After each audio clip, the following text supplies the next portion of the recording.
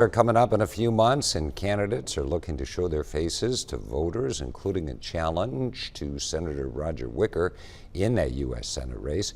Jacoby Rivers stopped by a local church where Democrat challenger Ty Pinkins was visiting and talking about issues with the congregation. Democratic Senate candidate Ty Pinkins paid a visit to South Mississippi, sitting on the front row at Union Baptist Church in Pascagoula, making his rounds to voters.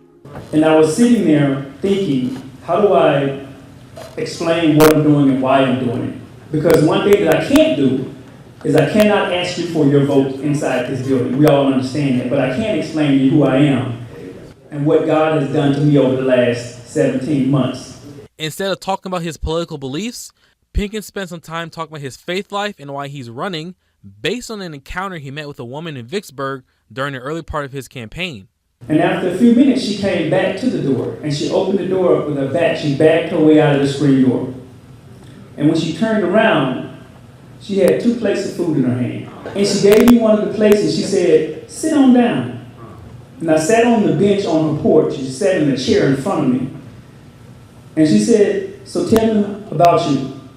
And I said, "My name is Ty Pinkins, and I'm running for you." She was like, "I don't want to hear that. I want to know about you." He then decided to connect on a more personal level by giving a glimpse of his upbringing. And my mother's name is Willie Mae, and she gave birth to me when she was 15 years old. She never went back to school. And I said, my biological father left before I was born, and I met my stepdad met my mother, and he had dropped out in the 6th grade to start working on the farm.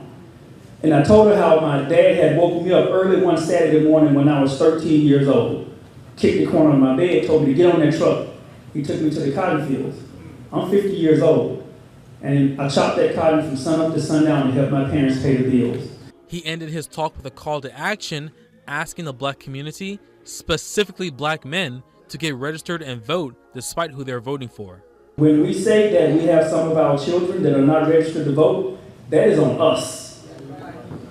So this year, this election year on November the 5th, I can't ask you for your vote today, but I can tell you that I'm running. And I can say, black men, let's turn this day, election day, into a family affair. In Pascagoula, Jacoby Rivers, WLOX News Now.